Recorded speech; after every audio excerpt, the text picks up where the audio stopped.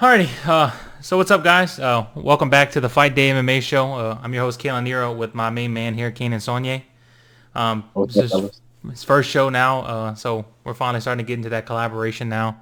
And today we're going to be bringing y'all some pre-fight analysis for the UFC Fight Night 172 on Fight Island, coming up this Wednesday.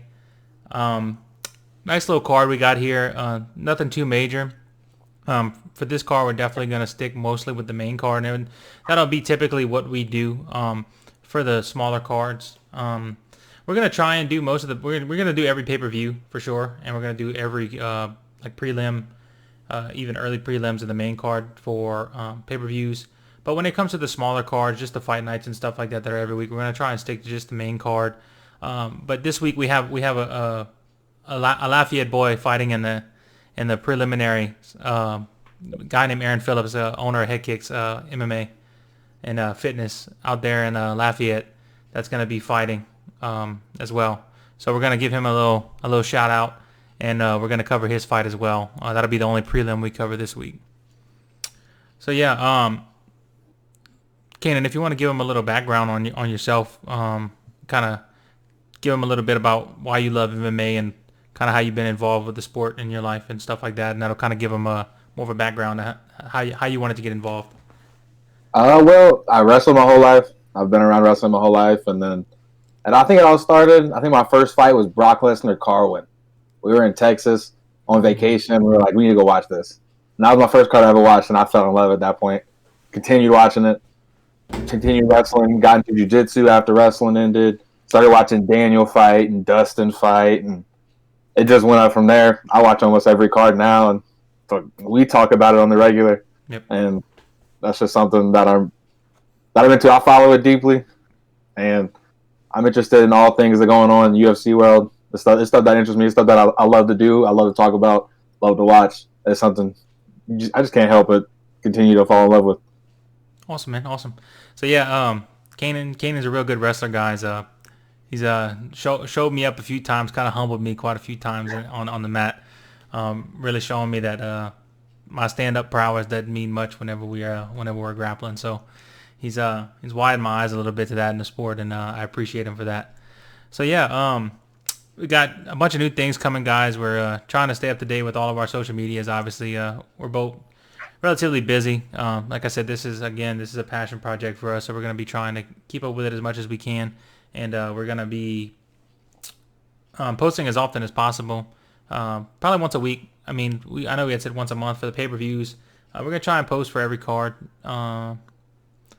Again, it all depends on the schedule like that we have. Some things may come up. We might not be able to get something out. But we're always going to try and at least post on our Twitter and our Instagram. And we can post it in the Facebook group. The little UFC cards that Dana White releases every week. And we'll have my picks and Kanan's picks circled and sent out. And maybe we'll make it a little competition to see who gets the most picks right. Y'all definitely want to bet on some of the picks. I was 5-0 this past week, and I wish I would have bet on that. Yeah. But yeah, man, we're trying to work out something right now where we can kind of get audio up there. I know we had a few people can express concerns for not having the time to really sit down and watch a 39, 40-minute video. And I mean, I understand that. It's a busy world. I'm busy all the time. I don't know if I would really have the time. I have the time to sit down and record it, so I guess I would have the time to sit down and watch it, but not everybody does.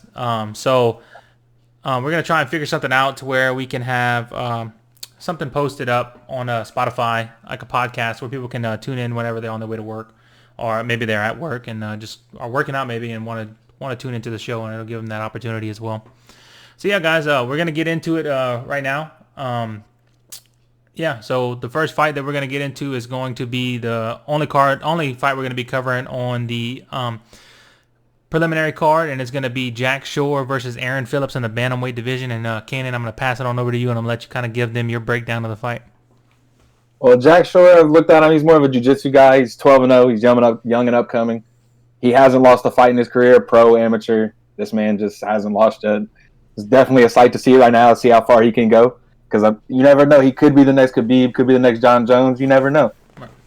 He submitted Nolan Hernandez in his UFC debut last September.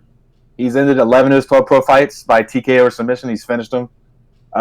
He takes down and he wears them. He averages about a little over 4 takedowns a match, and he ground and pounds. He has 7 submission finishes of those 12 pro fights. That's crazy. And then we got Aaron Phillips, Lafayette boy. He's 12-3. He was a late addition to the card, short notice, which definitely doesn't help him. He's 0-2 in his UFC career, so it's his second stint. He's trying to get back on, trying to make a name for himself, trying to continue. And both of those losses in the UFC were both decision losses, so it's not like he's getting knocked out, not like he's getting submitted. It's been close matches, decisions. He's riding a 5-fight win streak on the pro circuit outside of the UFC. 4 of the 5 fights have been finished in the first round, dating back to 2018. So he's been hot, man. He's been finishing fights, and he's doing his thing. He got put on this card for a reason, and I'm hoping I want Aaron to win, and I'm hoping he can get it done. But Jake Shore, he's definitely proven that he's going to be a tough opponent, and especially on short notice for Aaron. I don't know how he's going to live up to that. I hope he's got a lot of tape on him, and he's watching it, and he's got some holes that he wants to exploit. Right. I mean, I know Jack Shore is going to be a real good up-and-coming prospect. Like you said, he's 25 years old, and he's already having 12 pro fights under your belt at 25 years old is already an accomplishment in the sport nowadays. I mean, way back in the day, a lot of people didn't really get started into the sport until they were 25, you know? So for that really shows that he's kind of putting his life into this, and it's definitely going to be a huge challenge for Aaron. But, I mean, being coached by Aaron before, I know Aaron always stays sharp. He stays training. Aaron's a black belt in jiu-jitsu under Tim Crater. Tim had a few stints in the UFC back in the day, and Aaron's always training hard, always teaching, always learning more, and he's always doing well in his fights in the pro circuit outside of the UFC. Again, with Kanan, I really want Aaron to win. Just Jack Shore is going to be a real tough opponent, especially to come in on short notice to take care of. I don't think anyone will get finished in this fight. Aaron's never really been finished before, and Jack Shore has finished a lot of people, but I don't think he's gonna have. I think Aaron's really skilled on the ground. I don't think Jack Shore is gonna have enough for him on the ground to put him away. But I do think Jack Shore will probably win a decision by just utilizing his wrestling, and he'll take Aaron to the ground. But I don't think he'll be able to advance much out of the guard from there. So yeah, I'll probably just predict a unanimous decision for Jack Shore on that one, just by using his wrestling prowess over Aaron. Aaron's a smaller framed guy because he's such a long guy for the division, and I don't know. I just feel like Jack Shore is going to be a little bit too powerful for him for that one. I fully agree with that. I think Aaron's key to success, he needs to stay on the feet. I don't think he needs to get taken down by Jack Shore. Once again, like you said, Jack Shore is probably bigger. Right. And when they get to the ground, that's where he's comfortable at. He likes his submissions. That's what he's done. Right. And he has a lot. I think Aaron's best thing is stay on his feet, utilize his Muay Thai. But at the end of the day, I don't know I think it's too short a notice. I don't know how ready he is for this opponent. Well, I think the good thing with Aaron is Aaron always stays in shape. Aaron's always in shape. I mean, Aaron showed that by being able to take the fight short notice and make the weight relatively easily. Yeah. And that's the good thing with Aaron. Aaron always stays fight ready. He knows that anytime he can get a call, and he wants to be ready for it. And that's a testament to who he is as a fighter. You know, that's a great thing. Another concern I have is for Jack Shore is how good is he going to be at being able to cut off the octagon? I know and how good is Aaron going to be able to kind of circle out away from Jack Shore? I know Jack Shore is going to probably want to push him up against the fence, so it's going to call a lot on Aaron's footwork and his cardio on this short notice more than anything, on his ability to be able to continue circling and continue to keep regaining the center of the octagon and staying off the fence, and that'll be his key to success, I believe, as well. And I do believe it's still a smaller cage, so that definitely plays in the Shore's favor. Right. All right. So now we're going to move on to the main card, guys. Like we said, we're just only going to cover that one fight because it's a local guy that we really love Aaron. Aaron's a cool guy. Like I said, I've trained with him before, and I know Kanan has too. Aaron's a great guy. So yeah, we're going to go to the first fight on the main card. It's going to be Abdul Razak Al Hassan versus Munir Lazez. This one's going to be a barn burner, guys. This is your fight of the night prediction for me, more than likely. I've seen Abdul Razak Al Hassan fight one time. Actually, I saw him fight 2 times. The first time is his only pro loss, and it was kind of a fluke knockout. He kind of got hit with a shot, and he kind of went limp for a second, but then the ref really stopped the fight really early as he was going for the single leg, and they did the rematch, and Al Hassan really showed that the other guy didn't win. He finished him relatively quickly. So yeah, this is gonna be a barn burner. Kanan, I'm gonna let you take over and kind of do your analysis first, and then I'll jump in. I definitely believe this fight is going to stay on the feet for the majority. These guys are knockout artists. And their combined 19 wins, they have 18 knockouts. It's they're going for that KO. They're going to stay on the feet. They're going to brawl. I don't see this fight going to the ground. Somebody's definitely going to get put to sleep. 5 fights in your UFC career. Abdul will outclass Aziz in his UFC debut. It's Munir's UFC debut. I don't know if he's been here before. I don't know if he's been deep waters. Hassan is on this is going to be a 6th fight in the UFC. He's been sleeping guys, and I feel like Al Hassan's going to put somebody else to bed. Yeah, I agree. I mean, both of these guys obviously pack a punch, you know. But whenever it comes to toughness, man, it's hard to find the toughness that you find in the guys in the UFC. I mean, it seems like every fight we watch every weekend now, especially with the smaller cages, the guys are just beating each other's brains in and don't want to go to bed, you know. You have a few guys who go to sleep. But it's crazy how tough these guys are getting, man. You watch the Tony Ferguson, Justin Gaethje fight, and you kind of wondering how Tony Ferguson's still on his feet. I don't know if there's guys like that outside of the UFC. I mean, I'm sure there are, and they're up and coming, but I don't know if that's anyone Monir's faced to this point. Abdul, however, has faced guys in the UFC who have chins, and he showed them that they don't have chins, you know. So like you said, I think Abdul is going to actually have the technical striking. He's going to definitely be the more powerful guy. Abdul's a solid man. It's kind of curious sometimes on how he makes the welterweight. He's kind of like a Kamaru Usman, Tyron Woodley type, where you know he's cutting 20, 30 pounds throughout his fight camp, you know. And yeah, for my prediction for this one, Abdul is going to definitely gonna rock Monir to sleep. I think, man. I think it'll be crazy for 1 or 2 rounds. I think they'll both kind of go in there and trade, but I think eventually the damage is going to build up and he's just going to put him to bed. I'm going to go 2nd round knockout. Yeah, I was going to say 2nd round TKO as well. Sleep. Alrighty. So our next fight on the card is Molly McMahon versus Talia Santos. Both of these girls are strikers. One's a boxer, one's a striker. Even though we have the boxer Molly McMahon saying she's gonna come home with somebody's neck this week. Kanan, you want to elaborate on that? Bruh, I saw that tweet this morning, right before I started doing all my deep dives, and then I found out McCann, she don't even have a submission on her record. I think it's an empty promise. I don't think Santos got to worry about any kind of submission. She's a decision win fighter. She has 6 decision wins out of her 10 wins. All 3 of her UFC wins have been by decision. I don't think she's taking anybody's neck home tonight. I mean, tomorrow night. I think it's an empty promise. But, I mean, hey, she's talking a lot on Twitter. I don't know if she's trying to get into Santos' head. I doubt it's going to work because I don't know. But she's been talking a lot. I hope that's not sidetracking her from what she really needs to be worrying about. All right. But in this fight, I'm thinking it's going to stay on the feet. McCann's the favorite going on the odds makers. McCann's a slight favorite. It's really close. A lot of these fights on this card are really close in the odds.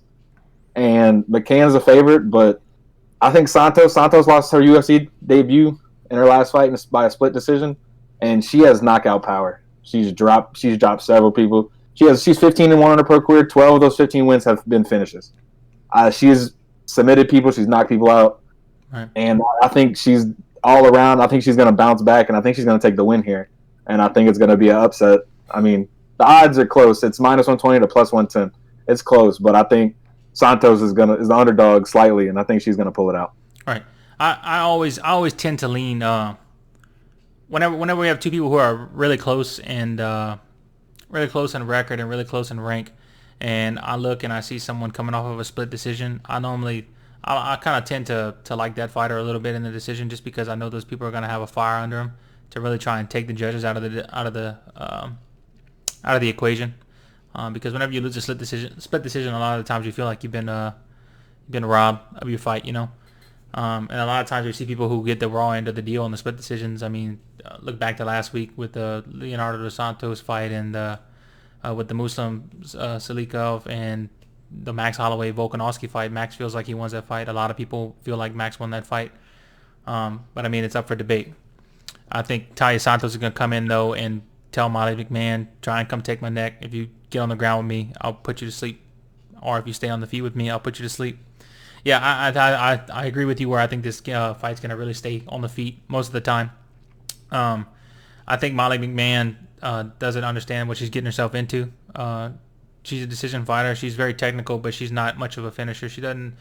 In her 10 wins, she only has 4 wins by knockout, like you said, and I don't think she really has the punching power that Santos has. And I think Santos is gonna keep her on the feet. She probably bust her leg up a little bit. Santos is good. Yeah, she's gonna bust her leg up a little bit, slow her down, not get rid of her movement, and then really let the hands fly. Yeah, so my pick's gonna be Taia Santos. I think it'll be a decision. I don't think anyone will get finished, but I think she's gonna put a master class on her. I think Santos can. I think Santos can finish her here. I think she can, but I'm not gonna expect it. I think she may get a TKO. I want to say 3rd round. Okay. Alrighty. Next up. This next fight's gonna be a good fight too, I think. Yeah. So next fight we have Jimmy Rivera, who's number 8. He's normally a bantamweight, so he's going up to featherweight. Wow. Okay, so we got Jimmy Rivera, who's number 8 at bantamweight, versus the number 9 featherweight Cody Stamann.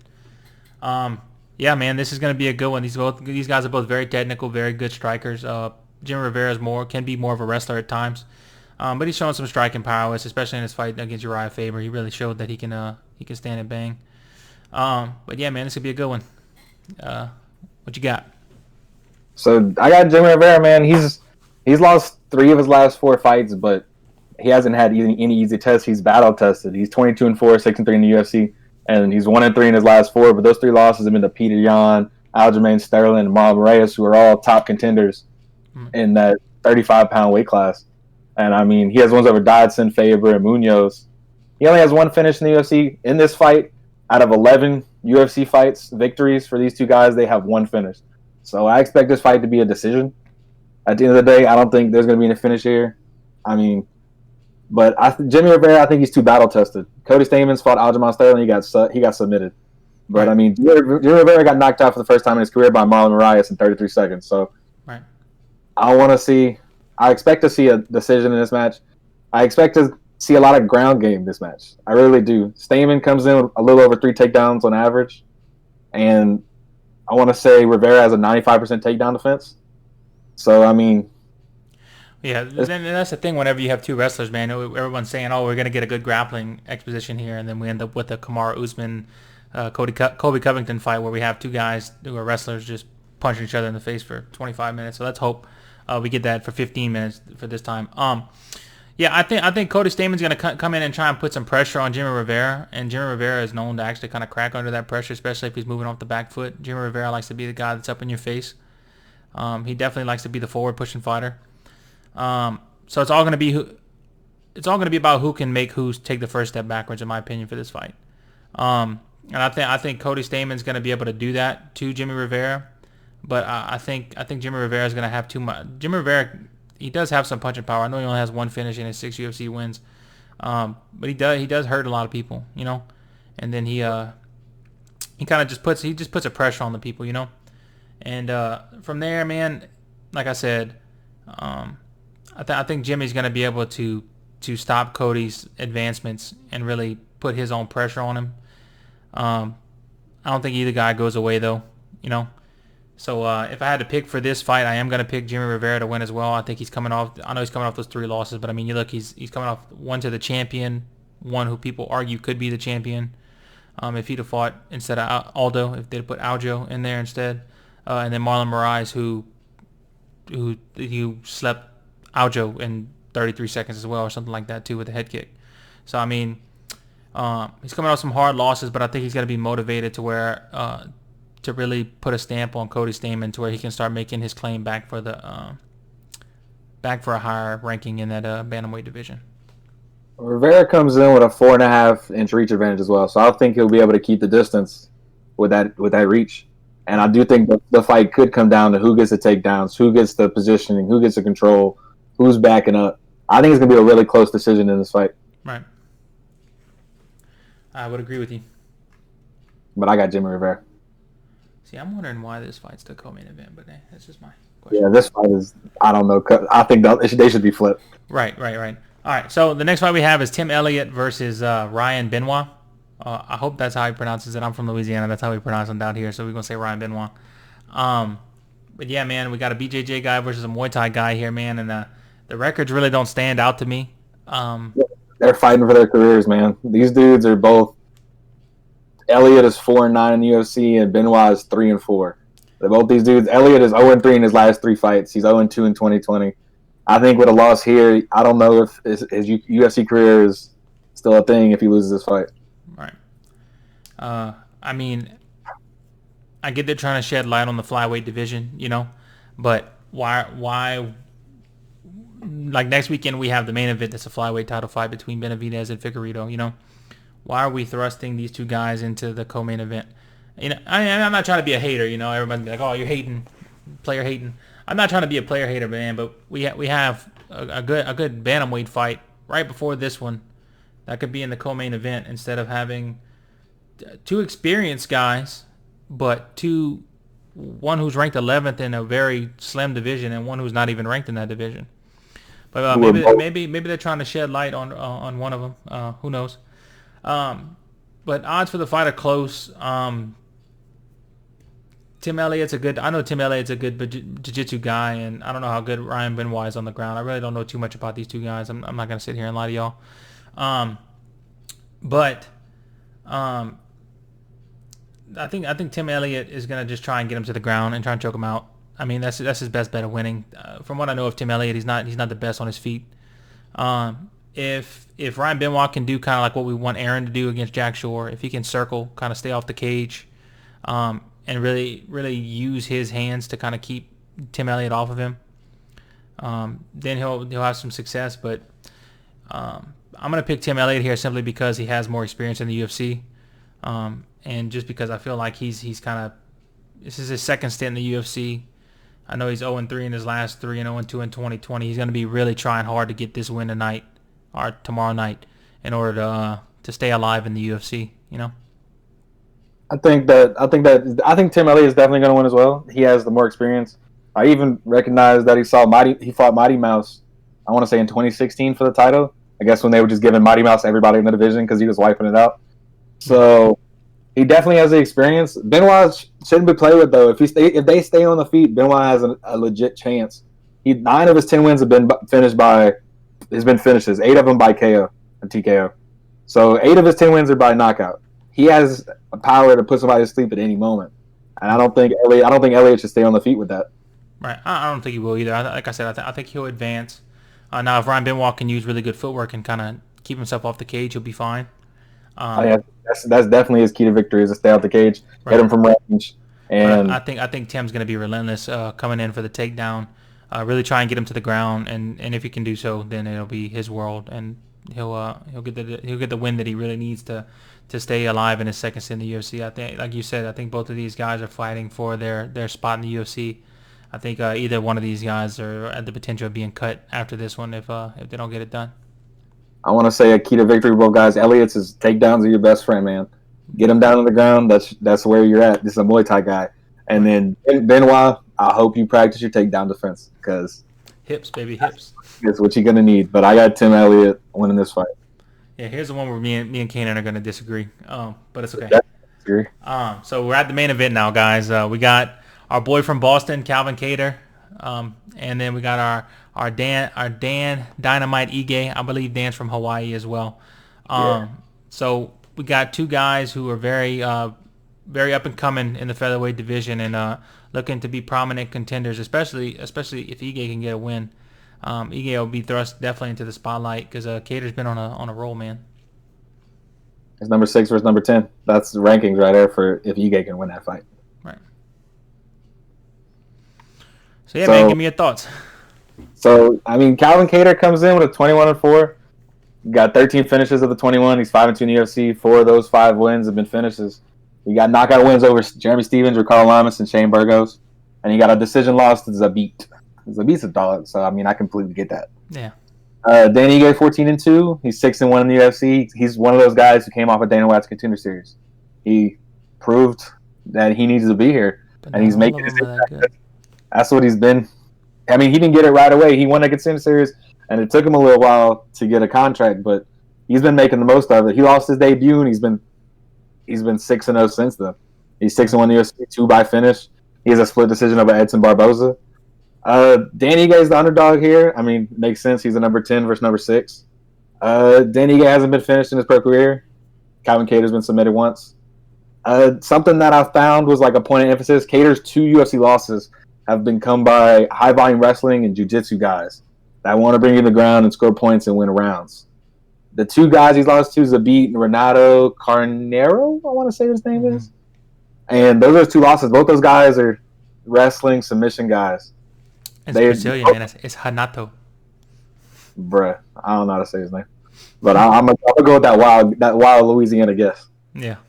I want to say it's a shot in the dark, but I think if Dan Ige can get this fight to the ground, he's gonna win. If Dan Ige can bring Kattar to the ground, he will win this fight hands down.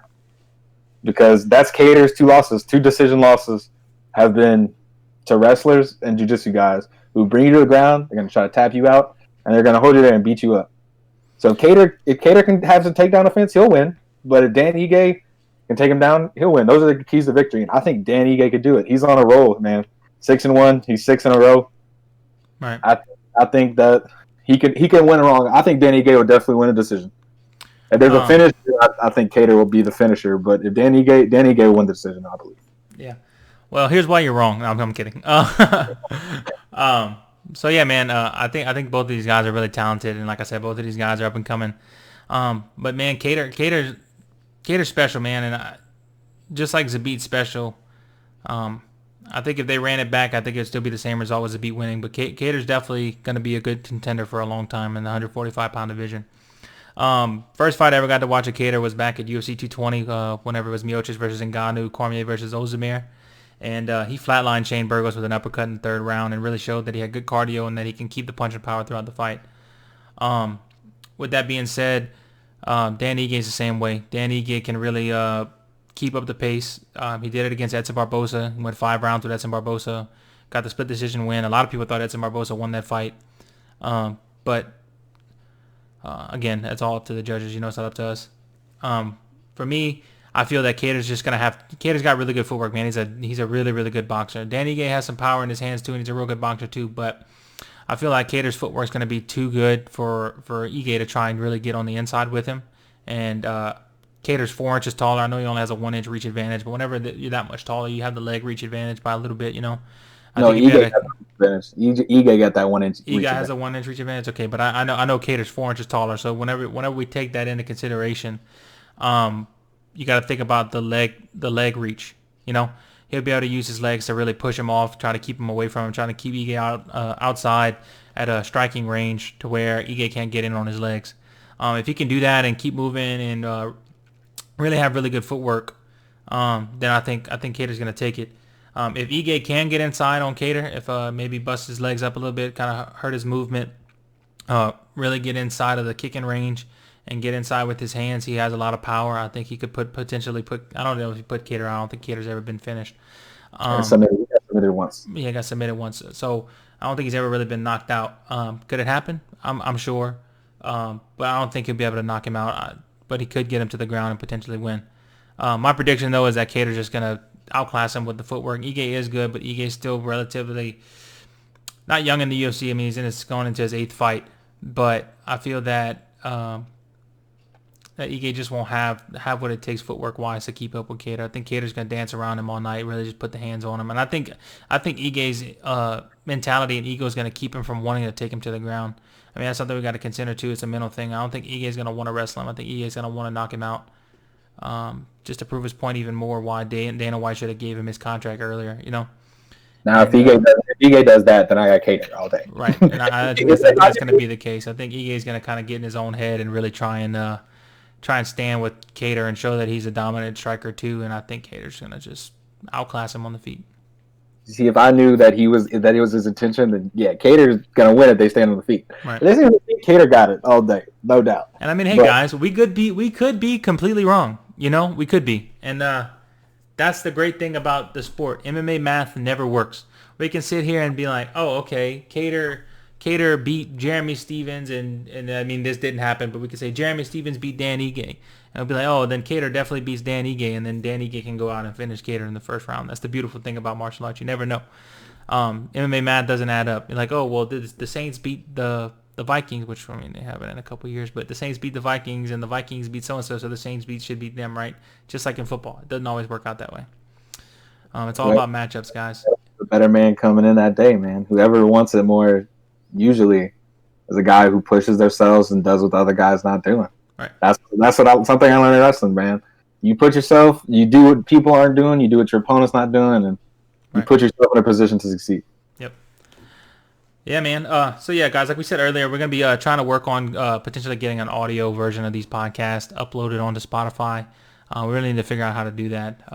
We're looking into it. There's some stuff that we need to set up and figure out. So we're going to try our best to try and get that set up for you guys who don't have time to sit down and watch the Facebook videos, that you'll be able to go on your Spotify and maybe on your way home from work or on your way to work, maybe while you're working out or even just hanging out around the house. You can have it playing in the background and listen to what we think about the fights. As for the post-fight analysis for these fights, I will try and get those up the day or two after the fights. It just depends on my schedule. I know Kanan will be working nights that week, so we might not be able to get Kanan in on that one. But maybe Kanan could kind of give y'all his take on it on Twitter or something like that. So just be on the lookout for that. As for the fights this Saturday, they probably won't be uploaded till the Saturday morning of the fights because we'll probably record late Friday night. And then the post-fight analysis will be posted that Sunday. So yeah, guys, keep coming back and keep tuning in. We're trying to get the content out to you guys. We're really I know I am, and I'm sure Kanan is. I'm really enjoying this process, man. You guys all joining. Thank y'all. We love y'all. We're super grateful for all y'all joining us and really getting to enjoy the sport of MMA with us, man. We just love it. We love talking about it. And if you love listening to it, then that's great too. So yeah, guys, thank y'all for watching again. Go follow us on all our social media platforms, Instagram, Twitter, Facebook. Y'all in the group. I mean, if you're in the group, invite your friends. Yeah, anybody who likes UFC, any friends, whoever you watch at your watch parties with, send them invites, invite them. They love talking about it. They love hearing about it. Even if your mom doesn't like MMA, send her an invite. We might be able to change her, man. Our girl. We might be able to make it to where your mom loves the sport. You know. Yeah, she'll buy the pay-per-views for you. Right. And then less money you have to spend. We're saving you money and we're giving you content. I mean, come on now. All right, yeah, guys. So yeah, man. Just we're really trying to build a good community here, guys. We're really not trying to do this to make money or anything like that. If it happens, it would be nice, obviously, but we're just trying to do we're just trying to do this to have a good time. You know, it's something that we really enjoy doing again, and we just want y'all to have fun with it too. And we have great ideas for content coming, especially for the next month's pay-per-view. Our guy DC's fighting. We have great ideas for content, so y'all just stay posted. But potentially big fighters coming in and tuning in with us, guys. So just stay on the lookout for things like that. We're trying our best to try and see if we can't get people involved. And even smaller circuit guys, like I said, if y'all reach out, if y'all know anyone who's fighting on the amateur circuit in Louisiana or even in the pro circuit, like a Bayou Fighting Championship and stuff like that, Professional Fighters League, whatever it is, I mean, let us know. Tell them to contact us. We'll gladly have them on the show. And yeah, we will. Whenever we have fighters like that come on, we'll try to do a live show to where you guys can kind of tune in and maybe even ask us questions as we're talking to them. Maybe we can take a few. We'll have our own questions, obviously scripted out, but then we'll have maybe a few questions that we'll choose from like the Facebook Live to ask him as well. So yeah, guys. I mean, just stay on the lookout. Thank y'all again, and we love y'all. Y'all enjoy the fights. Peace.